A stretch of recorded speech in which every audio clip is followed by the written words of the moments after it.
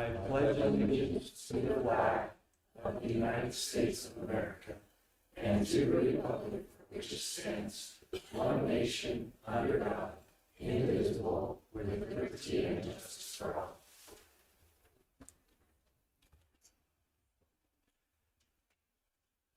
Commissioners, we have one set of minutes to approve from the July 15th commission meeting.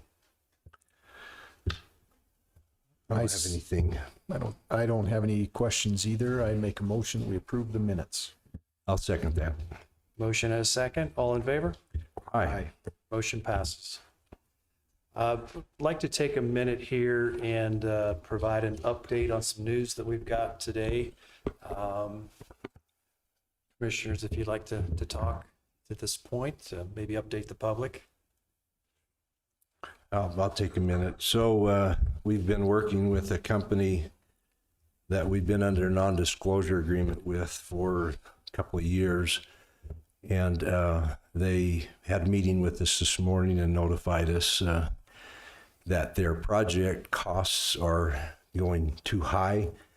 And so they're not going to come. And we thought it would be wise to tell you who they are and what they were going to do.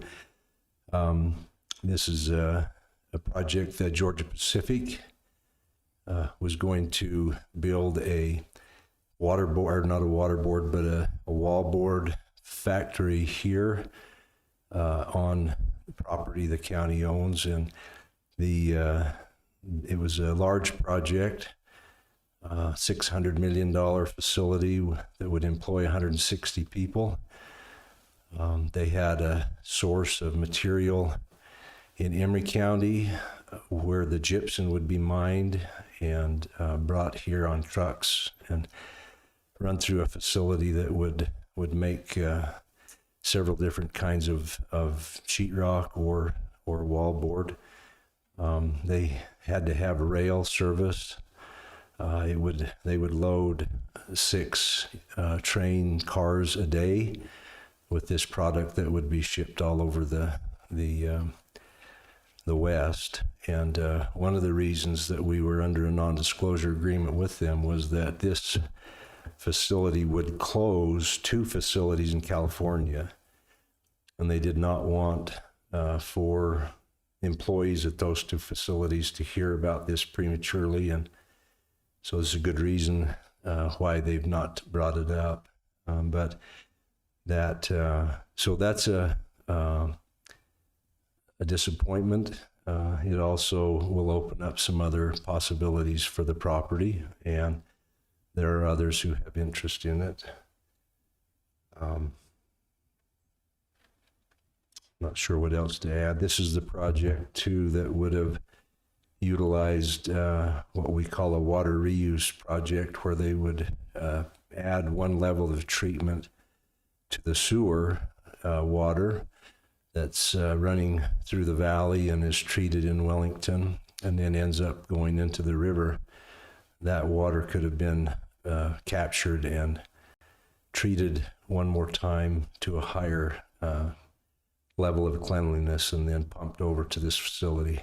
So that project is still it still can be utilized for industry, and that's 1.1 million gallons of water a day that would now be available for something else. So not all bad news, but we've been working quite a while with them.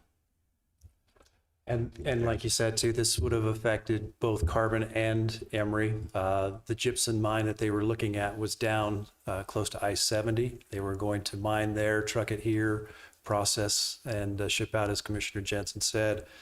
But the overall cost of the project just didn't seem feasible to them as things escalated in price.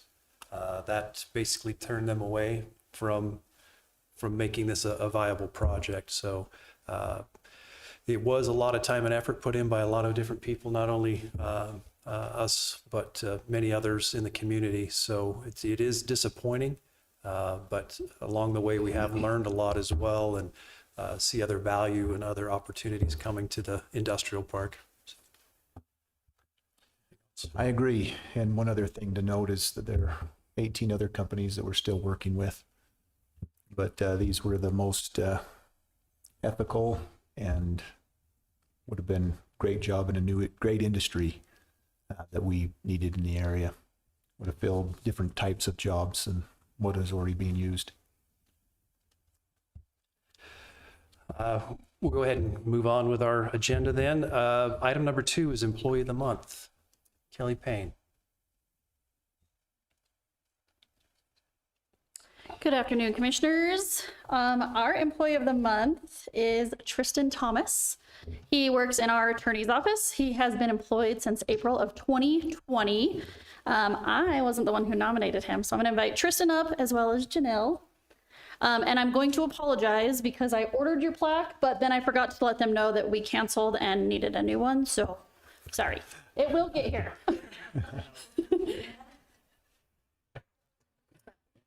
Hello. I nominated Tristan Thomas for a very specific reason that has affected our office tremendously in a very positive way. We are a pilot court for what's called traffic online dispute resolution. Only 2 other courts in the state. So there's 3 courts in the state that are part of this program. We had to have the prosecutor's approval to move forward with this. He had to agree to test the program, use the program, submit any bugs, work through those bugs to help get the system ready to go statewide. It has saved our court a tremendous amount of time. Not only our court, the law enforcement agencies, and also his court office. And I don't think anyone really knows what's going on in those other agencies, because in the past, if you had a traffic citation, and we're just talking traffic, not criminal. If you had a traffic citation and you wanted to negotiate or you wanted to enter a not guilty plea, you'd have to come to court, appear before the judge, enter your plea. I would send that to the law enforcement agencies. They'd have to send it to the prosecutor. The prosecutor would have to create a case. Tristan would have to screen it. We'd have 2 or 3 more court dates. What happens now is the state of Utah determines whether a person is eligible for traffic online dispute resolution. It's not up to the court. So once they call and they want to do that, we set them up with what's called a My Case account. They start negotiating with Tristan right then. They don't appear in court. They just negotiate with Tristan. Since April 28th, he has negotiated 95 cases for our court, and that has saved us a ton of time. Once he negotiates a plea in abeyance, it comes back to the court. We enter the information. The judge has to sign it. They have to pay their fee and follow all the terms of the plea in abeyance. But this is a big thing for the court and for the state, and I wanted to thank Tristan and recognize him for that achievement. So thank you. Did you give him the money? Yeah. Oh, we're splitting that. You can talk if you would like to. Oh, I don't. Okay. It's a pleasure working here, so I'm glad I can help.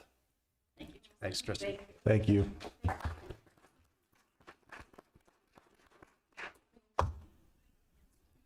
Item number 3 is the Super Service Award. Tina Grange. I was so excited to see Abby just walk in. I was panicking. I'm like, oh, she's not here. Okay, so this is a great nomination. Just to remind the public that I don't make these nominations. These come from people in the public. And then we review them and choose the recipient. So this nomination says, I would like to nominate Abigail from Beans and Brews for the Carbon County Office of Tourism Super Service Award. Abigail is a definition of exceptional customer service.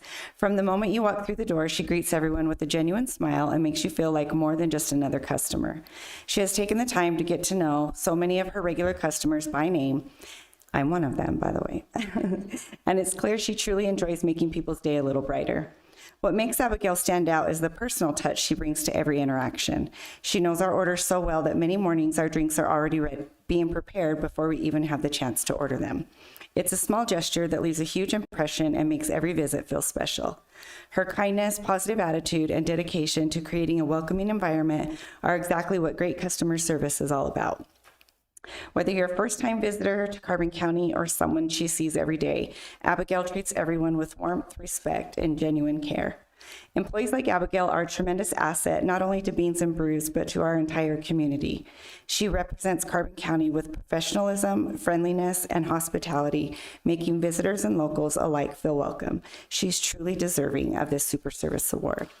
So I'm happy to present, and I'll ask her to come up with this award to Abigail Safford with Beans and Brews.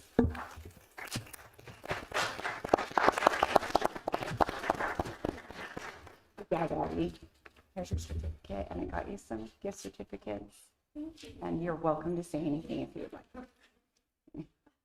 I actually am new to the community. I moved here about the beginning of March, and I've gotten to know so many faces and people, and I felt so welcomed since being here. So I love being able to have those connections with everybody that I see every day. So thank you. Thank you, Abigail.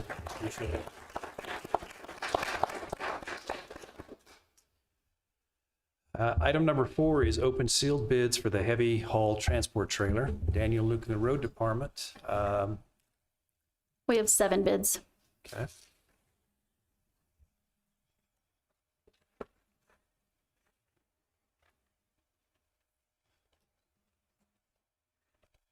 My goodness. I didn't know I was gonna have to do so much work over here. This one's from One Nation, it says on here, but we'll see.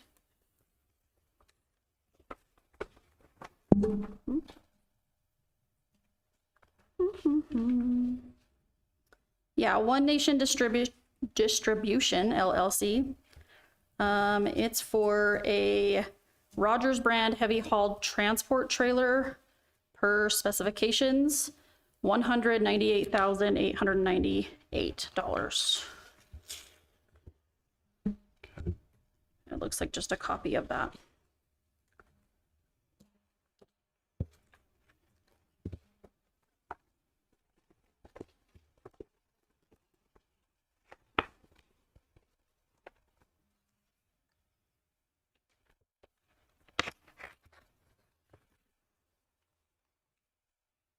This one is from Holden Industries.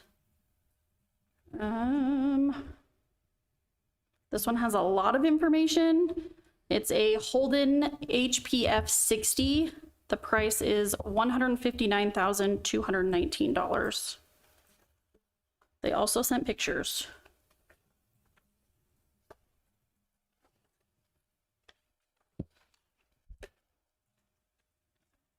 Oh. So there's 2 of them. Sorry. Thank you. I had specific instructions. Okay, 2026 heavy haul transport trailer. This one's a 60-ton. Is this, excuse me, is It's, this Holden? sorry, it is also Holden. Okay, Yep, thank I you. apologize. You're good. This one is the price of $160,067. And they also sent pictures.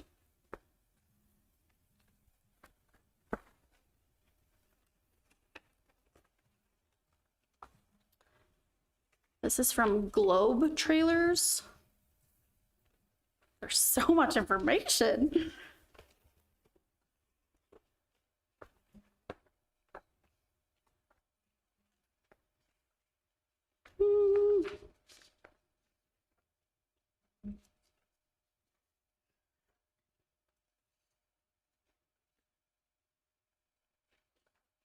There we go. Okay. I don't actually know what this one is. I apologize. There's a lot on here. But this one is for $114,121. Okay. There's a model number.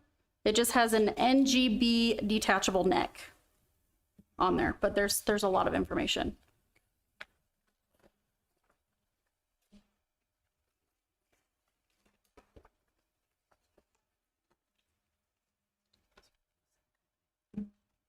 Okay.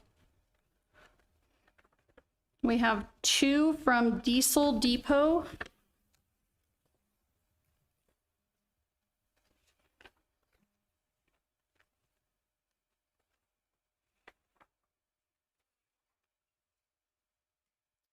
The first one is a 2027.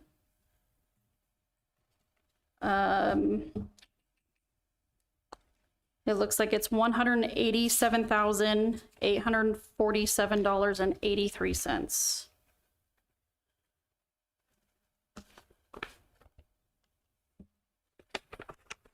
Oh, okay.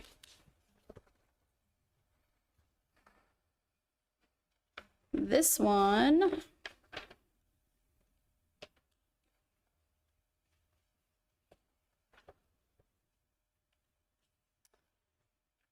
This one actually says it's from Felling Trailers, but it was from Diesel Depot.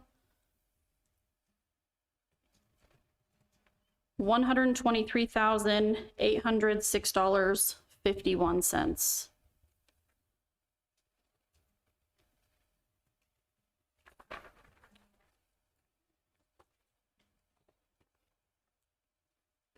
And then it looks like there was one more from Depot Diesel. It's from, their invoice states Trail King Industries for an open deck.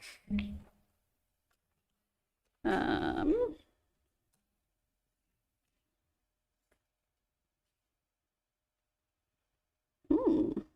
have a trade discount on here as well. I'll give you the total sell price, but that includes the trade. $158,025.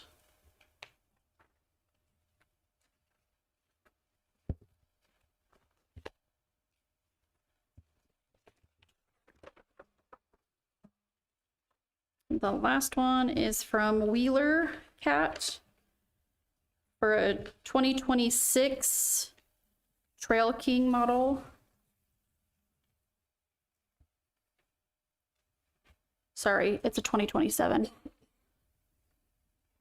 The total is $203,182. Okay. Let me just make sure this is the same.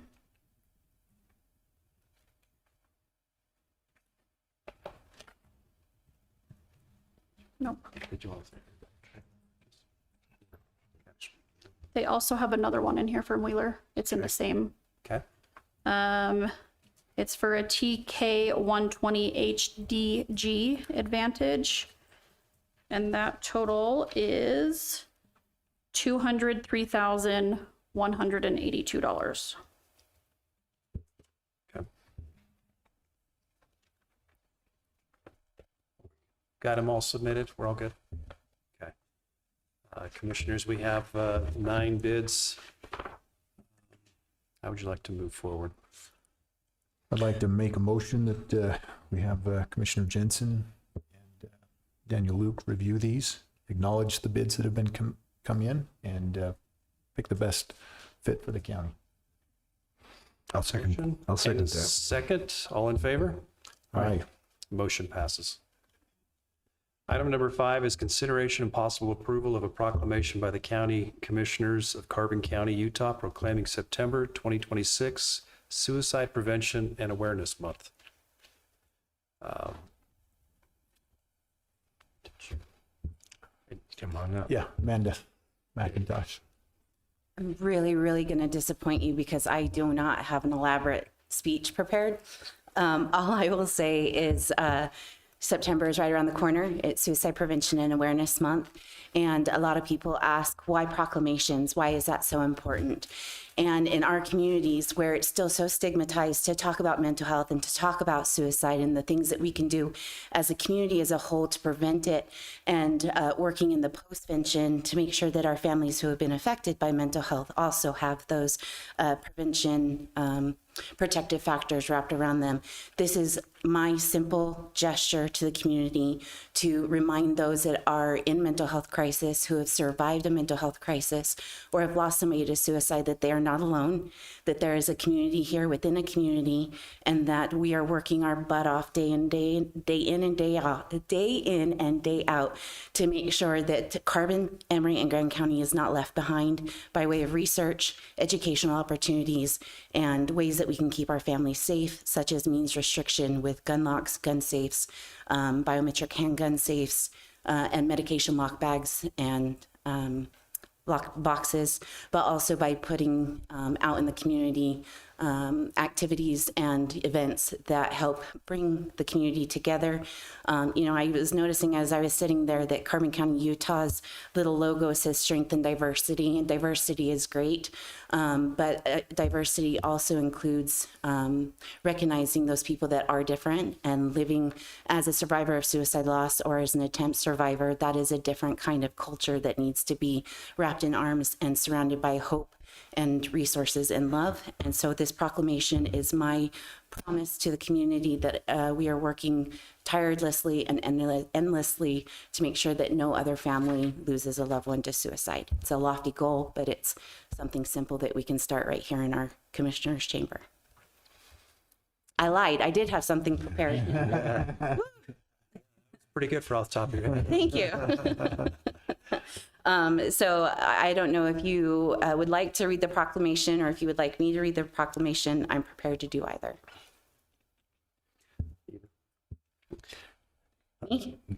Well, I was just going to say, I'd just like to put in a plug for you, Amanda. You do a super job, and the community is a better place because of your love and efforts towards the efforts that you have towards suicide prevention and all that you do, all the extra stuff you do. Thank you.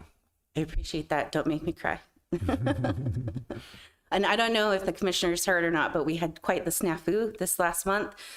We sent out hundreds and hundreds of sponsorship letters to all of the businesses in Carbon and Emery County, along with some monetary donations that were made to the Hope Squad of Carbon, Emery, and Grand County, and our post office lost them. And so we are in a deficit for our walk this year. And again, so this proclamation is to bring to light that, we run on a very, very thin budget for suicide prevention, and the things that we are doing, really, there's so much thought and long-term longevity purpose behind the things that we put into the community. Yeah, no, appreciate your efforts, and it's always a struggle, it seems, and life can get heavy, and a lot of people don't know where to turn sometimes. So just having a bright light, maybe, that could help someone to listen, it's very helpful. So thank you. Thank you. I don't know that there's Want me any. to read it? Sure. Proclamation by the County Commissioners of Carbon County, Utah, proclaiming September 2026 to be Suicide Prevention and Awareness Month. Whereas the state of Utah has consistently been in the top states for suicide deaths since 2012, currently 11th in the nation versus 2025 report of 7th. And whereas Carbon, Emery, and Grand counties often lead the state in Utah in suicide deaths per capita, and whereas people who lose their loved one to suicide are at a 30% higher risk of ending their lives by suicide as a learned coping mechanism and learned behavior. And whereas the risk of suicide can be reduced through awareness, proper evidence-based training, including safe messaging, educational resources, and treatment. And whereas according to the American Foundation for Suicide Prevention statistics, suicide is the first leading cause of death amongst Utahns aged 15 to 24, second in 2025, the second leading cause of death amongst ages 25 to 34, there's been no change, and second for ages 35 to 44, no change as well, and fourth for ages 45 to 54, no change, and sixth for ages 55 to 64, which has the highest rate of suicide, fourth in 2025, and 17th for ages 65 and older. 18th in 2025. And whereas suicide has a ripple effect that affects everyone, suicide is everyone's business. Talk About Suicide does not plant the idea of self-harm, and suicide is one of the most preventable deaths that can be accredited by, number one, learning the warning signs of depression and suicidal ideation. Number two, knowing how and when to ask about one's suicidal thoughts. Number three, be aware of life-saving measures such as safe storage of firearms and medications. And number four, familiarize ourselves with the resources available locally, such as Four Corners Community Behavior Health, statewide, such as Live On Utah, and nationwide, such as calling or texting 988, the Suicide and Crisis Lifeline. Now, therefore, we, the Carbon County Commissioners, Jensen, Martinez, and Haddock, on today's date, it's the 19th of August, 2026, do hereby proclaim September 2026 to be Suicide Prevention and Awareness Month in the County of Carbon, and encourage all residents of Carbon County to recognize how serious suicide is and the steps each of us can take to protect those around us from this preventable tragedy, one with devastating generational and community-wide effects. Thank you. One last plug before you move to approve it, because you will approve it, is I just want to remind everybody that there are multiple opportunities to be involved in suicide prevention in the coming weeks, starting with tomorrow, if you are available during your lunchtime to join the Carbon County Chamber of Business Chamber for their luncheon up at the Country Club. I will be presenting an evidence-based suicide prevention training called Talk Saves Lives. It's different than the one that I've done before, which you all have attended, that QPR. This one's more condensed, and hopefully I can get through it in the 45 minutes I've been allotted. The next event after that, we are having our Candlelight Vigil, which happens every year on World Suicide Prevention Day, and that's every year on September 10th. That will be, we are having Candlelight Vigil in all three communities this year: in Huntington at Huntington State Park, in Price at the Price Peace Gardens, and then in Grand County at Swanee Park. All events start at 7 o'clock, go till about 8:30. Worldwide at 8 o'clock p.m. in respective time zones, everybody lights a candle in honor of their loved one lost to suicide. It's important that we bring a community together for our lost loved ones, because there is still so much shame and stigma surrounding losing a loved one to suicide, and it makes it hard for us to speak about our loved ones without feeling that shame and that guilt and stigma. And so this is a safe environment for those to talk about how they lived and who they were as a person on this earth. And even though they're not walking beside us anymore, their light carries on, and we symbolize that with lighting the candle at 8 p.m. And then we round out National Suicide Prevention Week with our annual walk. This is our 13th annual walk, again, happening at the Price Peace Gardens. And that begins at 9 o'clock in the morning. Both of these events are free. And our community, this is where I'm really going to cry. After hearing about our letter situation, our sponsorship letter, my phone and my Facebook were just inundated with community members wanting to help make sure that this was one of our better events, and that situations out of our control wouldn't stop the messages of hope that we are putting into the community. And so we carry on, we pivot, and we move forward with what we can do. And I'm just so eternally grateful for them and the generosity that they have shown. The work that we're doing in suicide prevention.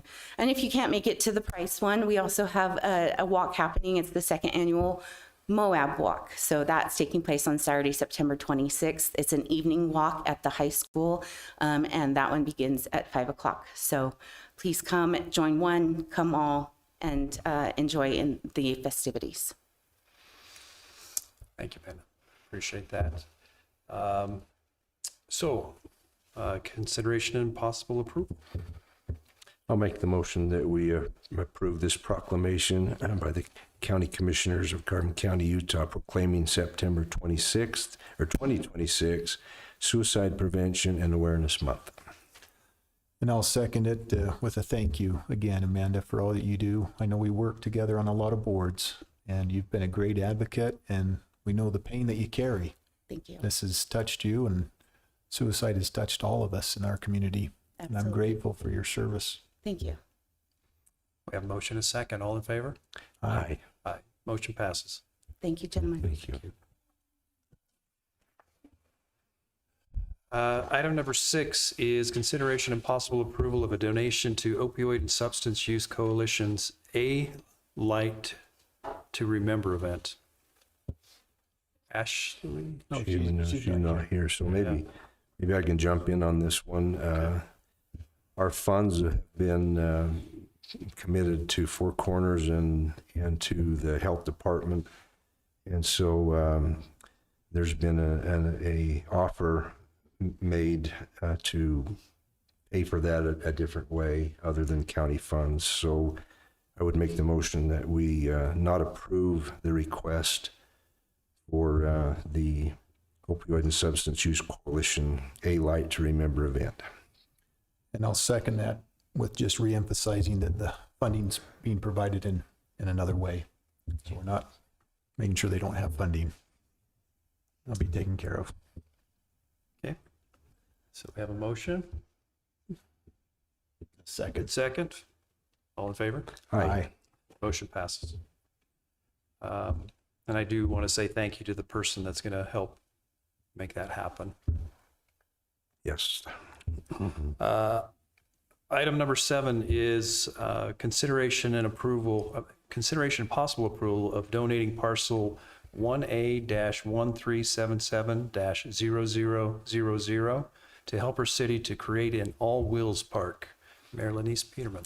Thank you for having me speak today. I hope you've received all the materials. If not, I do have additional copies. For whatever reason, Carbon County owns a parcel of land between two Helper City parcels up Cemetery Road. We are negating our burn pile and going to create an all-wheels park for children, pump park, skate park. We're currently working on a grant to bring this to fruition that we'll submit in September. So we were hoping you would kindly consider donating that parcel so we could create parking for the proposed all-wheels park. Now, will the commissioners be allowed to ride their BMX bikes? There? Absolutely. We encourage it. And we have a little kid route too. So, That'll you be know, nice that to might work too. That's the one we need. Well, I've kind of reviewed, well, unless there's a further discussion. No. You've got just so everybody knows, there's about 20 pages of illustrations and effort, and we've identified earlier that this property isn't needed for any other particular use.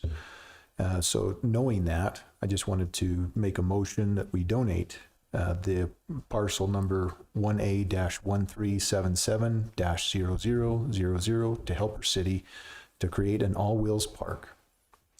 And I'll second that. All in favor? Aye. Thank you, gentlemen. Much appreciated. Thank you. Christian, what special thing has to happen here? With respect to that donation, I think you need to make we need to do a quitclaim deed to the city. And I think you probably also ought to include in your motion that you find this donation will benefit the health and welfare of the citizens, so that because where you're giving it away without money consideration, you have to have some consideration. So you need to make a finding that it will benefit the health and welfare of the citizens. And then I think simply a quitclaim deed is sufficient on this. Okay. And so I can help prepare that, and then we would have Seth sign that as the clerk. So I'd like to amend my motion that we approve of the donating a parcel 1A-1377-0000 to Helper City to create an all-wheels park, which would be a benefit to the health and welfare and well-being of the citizens of actual Carbon County, because I know of no other place that would provide this service in the county. I'll second that. All in favor? Aye. Motion passes. Perfect, thanks. Thank you. Item number 8, we have some special guests here we'd like to have. Valor Atomics has a presentation. If you would, just please state your name for the record and Howdy. Max Ukropina, Corey Gardner. thank you. Thank you, commissioners. Really glad to be here. Wanted to introduce ourselves to folks here, but we've been in the community now for a while. Wanted to actually, how much time do we have? As much as you want. Okay. I want to go a little bit down memory lane. So we're a young company. We're unfortunately founded in California. But we quickly realized that we can't grow in California. We're a nuclear company. And so about 2 years ago, we started doing a nationwide search. We reached out to about 20 different states. And I think it was back in November or December or something, I got connected with the state of Utah, and they said, go look at Carbon County. And so I drove out here and met with the 3 of you commissioners, and we toured around the area, and you guys showed me how much you love your community, and this is yours, and you want to see it grow. And that same day, I also met the time who was the head of the Utah San Rafael Energy Lab. And at that point, nuclear was really not going to happen in the United States. We were perceiving that we were going to have to turn our first reactor on outside the country. But fast forward, President Trump took office, signed some nuclear EOs that allowed us to actually turn on new nuclear reactors. That same day, we announced that we were moving into the backyard of the San Rafael Energy Lab, which is down in Orangeville, if you're not familiar with it. We broke ground in September. We flew our reactor from LA on C-17s with the Air Force to Hill Air Force Base, drove it over the Wasatch Front. That was back in February. And now we turned on our reactor in June of this year, which we became the second reactor company under the President Trump's executive orders to turn on. And now we're the only reactor company, or only company founded after the Manhattan Project to produce nuclear power and nuclear electricity. And it could not have actually happened first of all, without our meeting 2 years ago. Along that way, we have continued to hire from inside Carbon County. Our folks live here. Our contractors live here and are from here.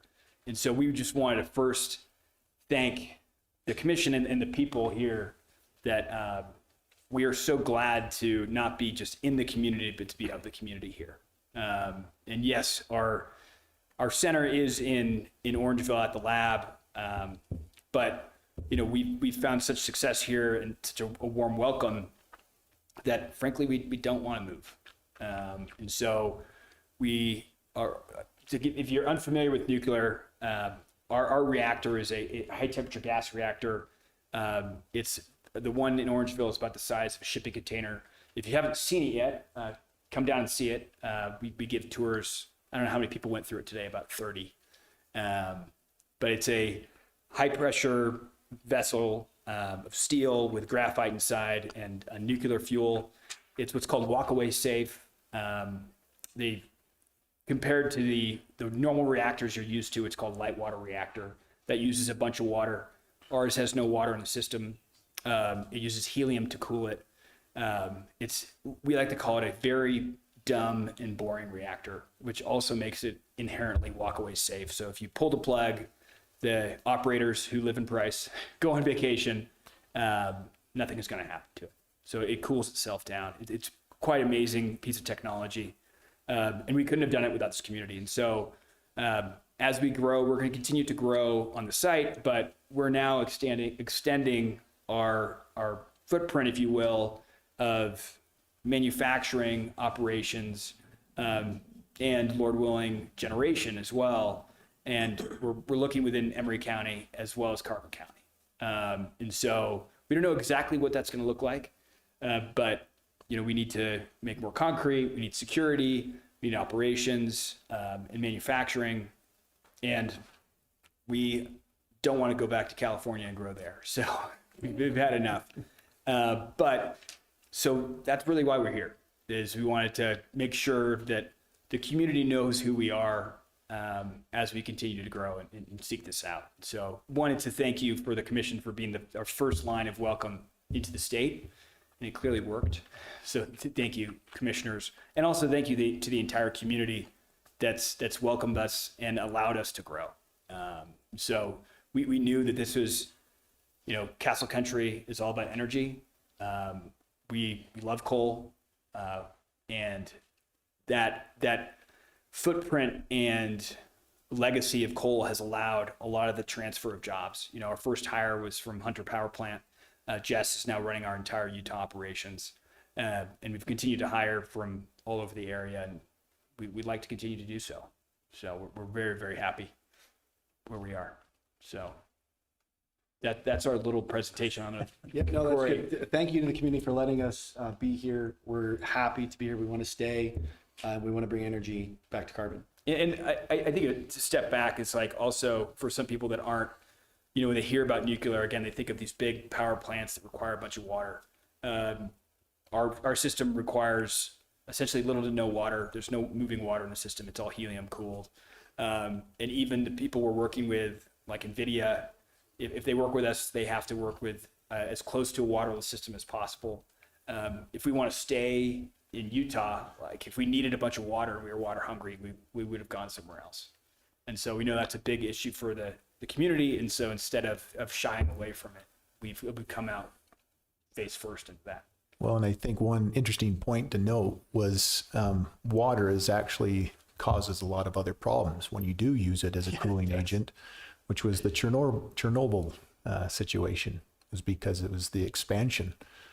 That's exactly right. So you have, if you guys remember, high school chemistry, there's what's called a phase change. So when you boil water, it goes from a liquid to a gas, and it's orders of magnitude of volume that it requires. And so you get a boom, you get an explosion.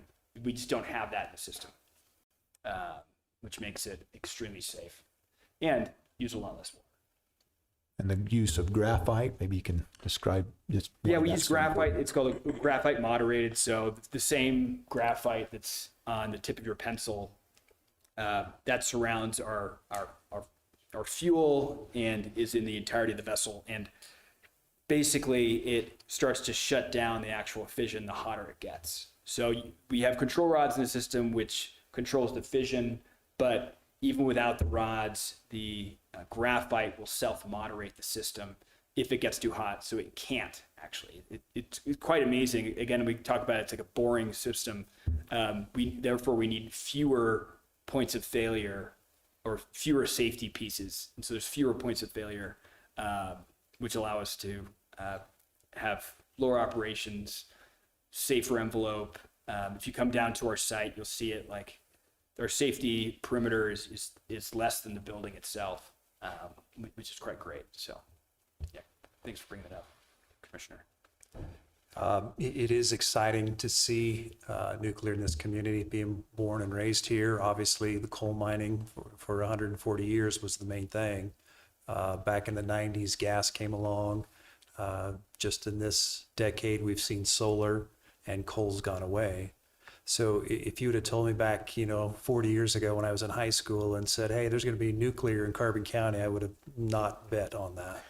So what you guys are doing, coming to this community and not just barging in, you're hiring locals, you're being part of the community, hotels, gas, even utilizing the airport, the things that are here, you guys have been a great partner. And we know and support your growth and your development. And Carbon County does have a lot of good, hardworking people. And so hopefully you find plenty to keep your operations going forward. We did hear a little bit about some financial backing as well that's happened recently. So congratulations on that. Thank you. Very, very excited to see you guys move forward. Thank you. Yeah, we are hiring. So we're hiring hands of all stripes. So we need very few nuclear PhDs. So we're construction, management, chemistry, operations, administrative. It's just, we're looking for great people, and we didn't move here because we're great people. They're great people already here. Awesome. Yeah. And we've heard a lot of comments about you coming, at least I have, about you coming to international days. And, you know, giving everybody a free t-shirt if they would ask you a question. Yeah. And I thought that was brilliant as far as, you know, we're not trying to hide anything. We're happy to share, entertain all of the concerns that you have, mingling with all the general public. And I think Jess Housekeeper said he'd spent about 16 hours here answering questions and resolving that. To me, that means a lot. Yeah, in this business, people say the word transparency a lot, and they think that's enough. But like, you just have to do it. And so it's time for us to be at international days, to be at the parades, to come to these meetings, going to town councils, being in the community, working with the state on education. But like, nuclear used to be a very scary thing. And it's just it's an education piece. It's having people come around if they have questions or concerns, not trying to quiet them out and say, hey, you know, go look online. Just like, come talk to us. We're here. You know, our people are at the same softball games. Like, it doesn't matter. Like, so we have an open door policy, and we want to keep it that way as we grow. We don't want to. Well, we do have a fence line for security reasons. We don't want to be like, you know, fenced off from the community. This is our community too. One of the first things that we did when we came into the community was speaking at a commission event like this. But we also, as Mac talked about, being transparent means taking action on it. So the early days down in Emery was having open houses, but also hosting a town hall event. And so we haven't selected a date, but we're going to do something up in Carbon and Price. We're also going to have another open house event and want to invite the entire Carbon and Price region communities to the reactor for the community so that you can maybe not touch it, but look at it, see what we're actually doing, look at what the hardware looks like. And so those are going to be coming up, in the next 30, 45 days. So keep your calendars open for that. We'll do a town hall up here first, answer questions, hang out, talk to the community, and then invite folks down to actually see the reactor after that. It's great. Yeah, it's important to us. Yeah, and it shows. It's very apparent what you guys are doing is trying to be part of the community. Obviously, you have a purpose to be here, and you need to accomplish that, but we appreciate the open doors and the invitations that have been extended. So, I maybe could add something here. You know, as a commission, we've been schooled and sat through a lot of meetings for about 4 years with nuclear. So not that long ago, Rocky Mountain Power had a mandate to shut down the coal-fired power plants in 28 and 32. And because of that, they were looking seriously at nuclear and what it would take. And so they brought people in, and part of what was obvious to them at the time was the idea that if a community didn't want nuclear, it would be pretty hard to bring it in. And so here we have the power plants that looked like they had to be replaced. And so we took the position, both Carbon and Emery County, that we would be open. And the more we learned about it, the more it appeared like it was a very, very safe thing. And so, you know, for us, we've sat through enough to see that what you do is very safe. And so it's an education for the public. So it's time now to educate the public and help them, and we appreciate your efforts there. And we've had 3 town hall meetings where the Office of Energy for the state of Utah hired a company to actually do these. And they were to come out and spend one night in every county. We asked them to be here for 3 different nights. You guys were part of one of those 3 nights, but they brought folks from the Idaho National Lab, experts in several different fields. And those meetings are available on our website and also at the Office of Energy for the state of Utah. Some very good information, very basic, that people, the questions that have been asked in these meetings, they have posted those and answered on that website. So for those that want to learn, I think it's there's some good information that would be very helpful for them, as well as your open house and other opportunities to learn about it. And the open door over in Orangeville at your site is a very inviting thing for folks to come and have their questions answered. So I think there's a sign that the Office of Energy has put up in the Salt Lake area, and it has a picture of a few bananas, and it says you get more radiation from a banana than you would from working next to a reactor. And that's a fact, I guess. So it's pretty safe. Please eat more bananas. Yeah.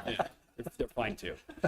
And interesting, today I read an article that the highest exposure for radiation is for airline stewardesses and pilots, because of they're up high enough in the air, somehow they're getting it. And there seems to be a lot of worry over nuclear, as well as a lot of good research that's out there. So we're going to start hearing all the bad stuff.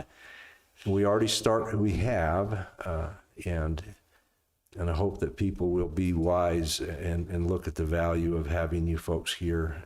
It's going to make a huge difference, not only for jobs, but for the value, the tax value that's in the valley, and how that will reduce everybody's personal property taxes. So thank you for coming. Any questions?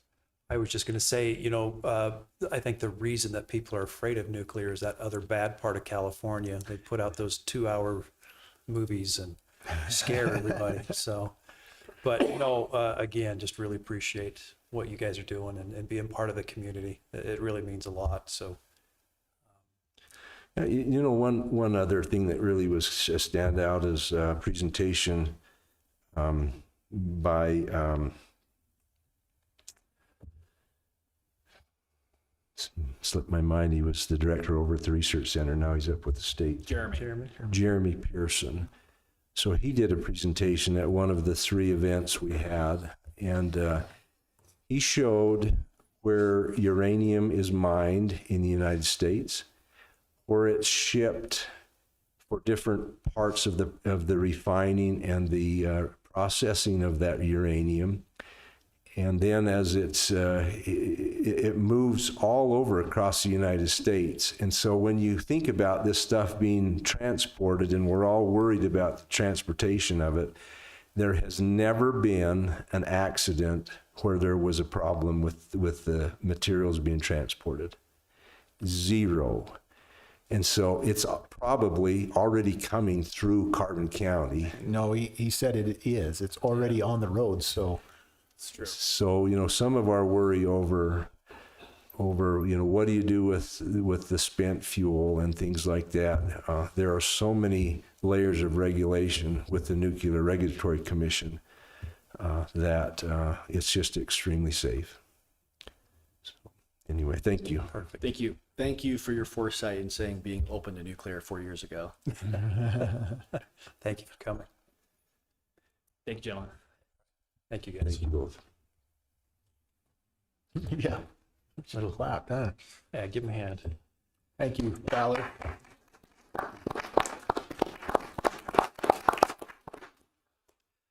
Item number 9 is consideration and possible approval of a consulting agreement between Carbon and Emery counties and the Utah Public Affairs Consulting. Should make Lynn come and talk about this, but it's too much fun back there. Commissioner Jensen, did you want to chat to this? Yeah, so we've been approached by Emery County and also Brock Johansson about the possibility of hiring John Cox, I'm sorry. Yeah, not John Curtis, John Cox, to assist with energy-related services that in our efforts to try to grow our area with different industries. The primary focus of his efforts would be on advancing energy sector opportunities across the region. Services would include identifying and evaluating economic development opportunities tied to energy generation, transmission, storage, and related infrastructure, included but not limited to coal, natural gas, nuclear, emerging technologies such as energy storage, advanced manufacturing, and other large load customer opportunities, building and maintaining relationships with state agencies, utility companies, and private sector developers relevant to the county's energy and economic development priorities, and providing strategic guidance to county leadership on positioning Carbon and Emery counties to attract investment, strengthen and grow the existing energy workforce, and access funding streams tied to energy infrastructure and economic development. So this is a possible agreement that we could enter into to hire him. The price tag is $60,000, which would be split half by Emery County and half by Carbon County. I don't know currently what Emery County's position is. I think they are looking at it as well. I think they've already approved it, haven't they, Lynn? Do you know?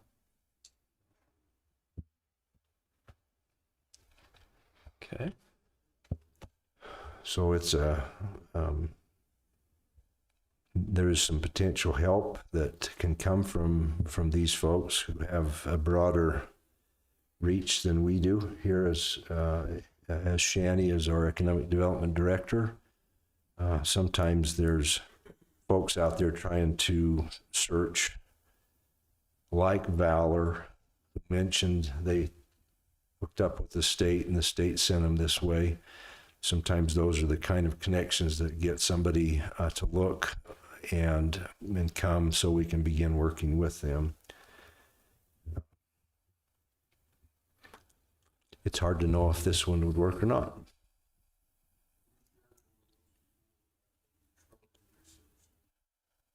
Yep.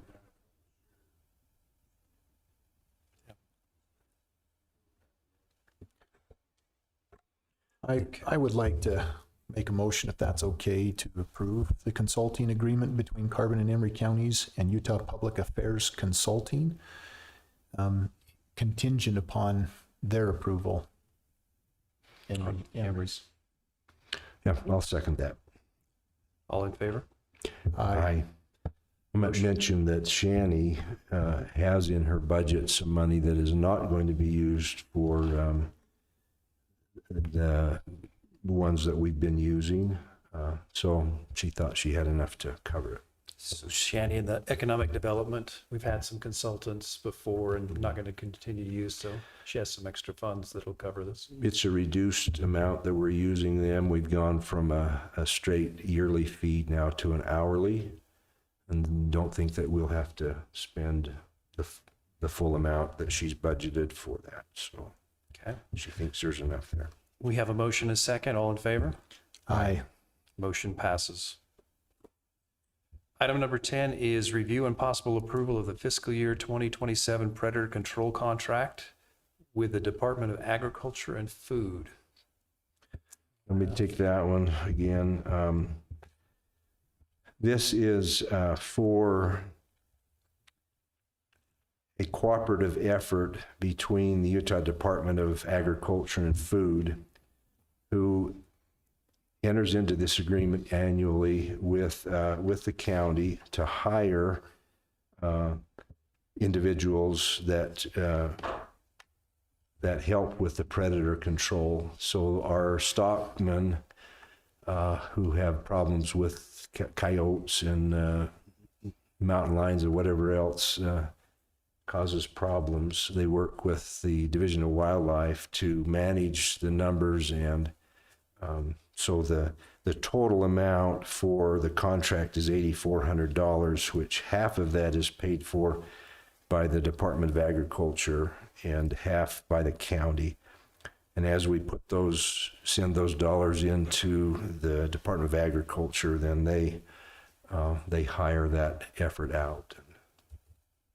we don't have to worry about it on our end.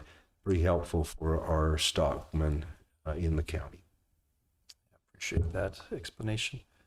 I'll entertain a motion. I'll make the motion that we approve the fiscal year 2027 predator control contract with the Department of Agriculture and Food. I'll second it. All in favor? Aye. Motion passes. We need to sign this contract, right, Jeannie, and get it? Okay, perfect, thank you. Item number 11 is adjourn as the Carbon County Board of Commissioners and convene as the Carbon County Board of Equalization. I'll make a motion that we adjourn as the Carbon County Board of Commissioners and convene as Carbon County Board of Equalization. I'll second. Okay. All in favor? Aye. Aye. Item number 12 is consideration and possible approval of changes to property values recommended by the Assessors Department. Kevin, do you hear us okay? I do. Can you hear me? We can, thank you. Perfect. So let me give a little background on these stipulations or these adjustments. We had a audit from the state auditor's office, and they weren't necessarily auditing Carbon County. They were auditing processes of the state tax commission.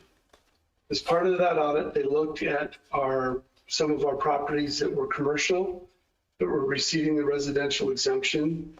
And we found that there were 59 parcels that were receiving the primary residential exemption they should not have. And sometimes these buildings were, the building was, the land wasn't. And so we went through and we reviewed 129 different parcels, and we cleaned up all of those parcels so that they're now accurate. And 60 of these needed an adjustment.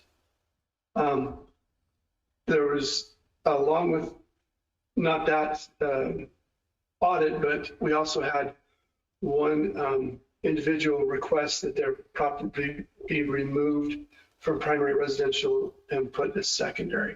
So that's 60 of the properties that we're looking at. 6 of these properties have been stipulated with the homeowners. These were either heirs or parcels that have recently been purchased that were arm's length transactions. And so they've all been reviewed, and we have 6 stipulations. One of these stipulations is a 2025 appeal. And I wanted to note that one because it was one of our late appeals that was approved in January. And then it got lost. We don't know what happened to it. It just kind of disappeared. And they called about 3 weeks ago and said, hey, what's happening with this? And so we have actually come to an agreement, and we stipulated that one as well, but that's for a 2025 valuation. And then the remaining 8 on this list, any questions with those so far? No, Kevin, you're good. Okay. The remaining 8 properties on this list are, they're 4 escape properties, and we're picking them up for 25 and 26. Now, let me describe a little bit about what an escape property is. And there can be some penalties, and I'll explain why and why not. So escape property is something that was missed on the assessment roll. That's the simple definition. In the case of these 4 properties, they were purchased in the middle of the year last year, and the assessors department, we did not pick them up. We did not find them until we were doing a detailed review of exempt properties. Unfortunately, we didn't finish that review until after the assessment roll had passed. There were over 700 or 800 of these parcels that we had to review, so it was quite extensive.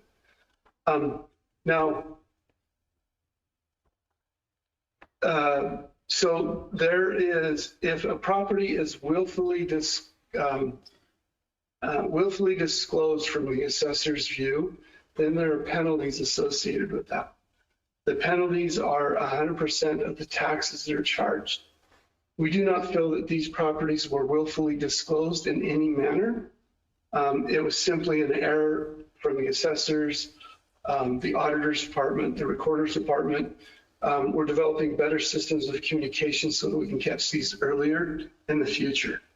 But like I said, these were found probably in the first part of June of this year, and that's why we're putting those on the assessment roll. Any questions on those? I don't have any. No, Kevin, we don't. Okay. That's all the properties that are on the report at this time. There's 70 of them in total. I have no questions about these. So. Any further discussion? I'll make a motion that we approve these changes to the property values. There's those that were appeals, those that are assessor initiated, and those escaped properties as have been presented by Kevin, our assessor. I'll second it. We have a motion, a second. All in favor? Aye. Motion passes. Thank you. Perfect. Just one comment on the Board of Equalization. We currently have, give me a second, I gotta get the right tab. 58 total appeals in. That does not include the assessor adjustments.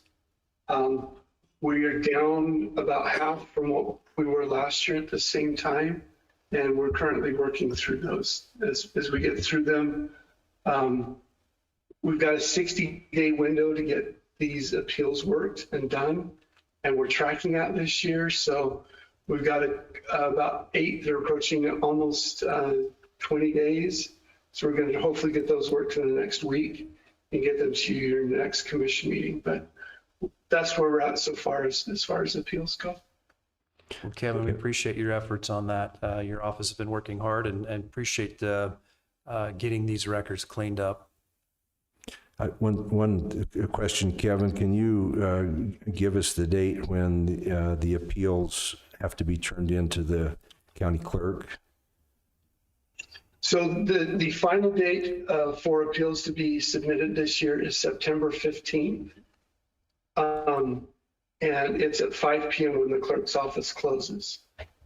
There are some reasons for late appeals, but we won't get into those.